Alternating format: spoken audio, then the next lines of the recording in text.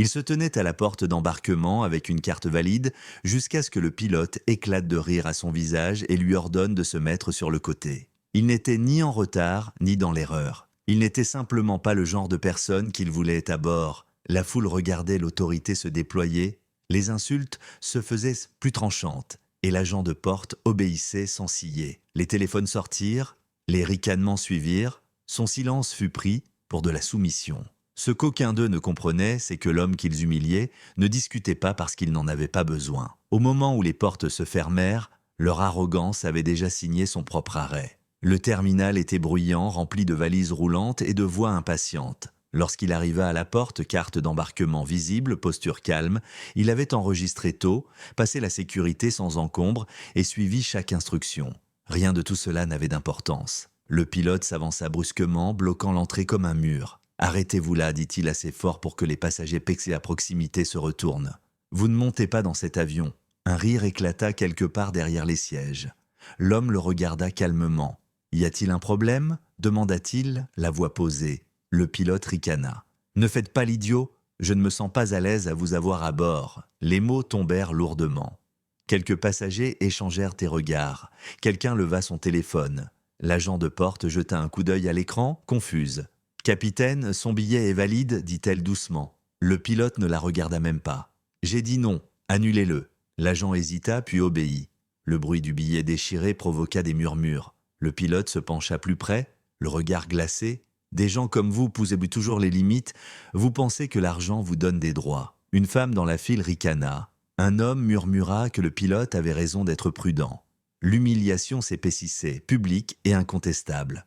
Pourtant, l'homme ne protesta pas. Il n'éleva pas la voix, il resta simplement là pendant que l'autorité se donnait en spectacle. Le pilote n'était pas satisfait. Il se redressa et s'adressa à la foule. « Il s'agit de sécurité et de professionnalisme, déclara-t-il. Si quelqu'un a un problème avec ça, il peut prendre une autre compagnie. » Quelques têtes acquiescèrent. L'agent de porte fixait le sol. L'homme était désormais un spectacle, isolé, jugé, filmé. Le pilote fit un geste vers la sécurité. « Évacuez-le de la porte. » L'ordre était définitif.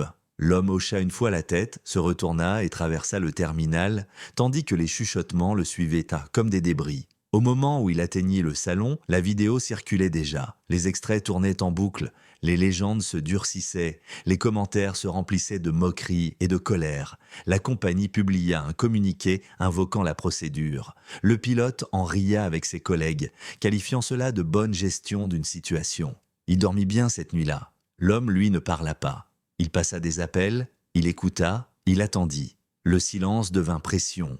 Le deuxième jour, des messages fuitèrent. Des captures d'écran montrèrent le pilote se moquant de l'attitude de l'homme et se demandant pourquoi quelqu'un comme lui pensait que la première classe lui était destinée. Le marché réagit instantanément, les actions chutèrent, les dirigeants paniquèrent, les analystes posèrent des questions auxquelles personne ne voulait répondre. Toujours, l'homme ne dit rien. Chaque heure sans réponse aggravait les dégâts. Le troisième jour, les caméras crépitèrent lorsqu'il monta sur scène. Calme, maîtrisé. Il se présenta et déclara sa fonction.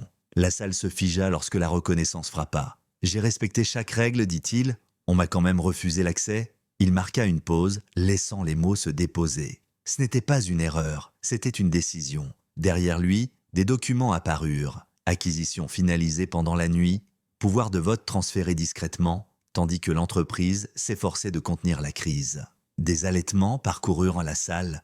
Les journalistes crièrent des questions. Il leva la main. « À compter de ce matin, je détiens une influence décisive sur l'avenir de cette compagnie aérienne. » La déclaration tomba comme un verdict. Une autre diapositive apparut. Violation de politique, procédures disciplinaires engagées, démission de la direction déposée. Le nom du pilote trônait au centre de l'écran. Son autorité s'évaporait en temps réel. Les messages affluèrent sur son téléphone. Aucun n'offrait d'aide. « Vous le licenciez ?» demanda quelqu'un. L'expression de l'homme ne changea pas. « Non », répondit-il. « Je démantèle l'environnement qui l'a protégé. » Le pilote fut suspendu immédiatement. Sa licence entra en révision. Sa pension fut gelée. La foule en ligne ressentit le basculement. Ce n'était pas une vengeance, c'était un retrait. Dans les jours qui suivirent, des dirigeants furent escortés dehors. Des départements furent restructurés. Une nouvelle supervision remplaça l'ancienne arrogance. Le pilote disparut de la sphère publique.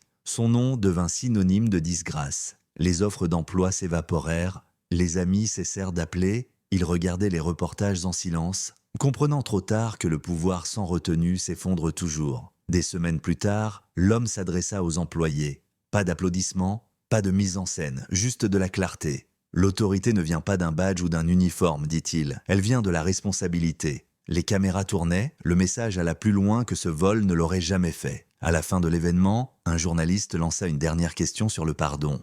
L'homme marqua une pause, se tourna une fois et conclut par une seule phrase « On n'obtient pas le pardon quand on confond le silence avec la faiblesse. Cette fin vous a-t-elle frappé ? Si la dignité compte pour vous, aimez cette vidéo, partagez-la partout et dites en commentaire quel moment vous a le plus bouleversé. Dites-nous aussi d'où vous regardez et laissez un mot qui décrit ce renversement. Abonnez-vous et activez les notifications pour plus d'histoires où l'arrogance s'effondre, où le silence parle plus fort que les insultes et où le pouvoir répond toujours au manque de respect.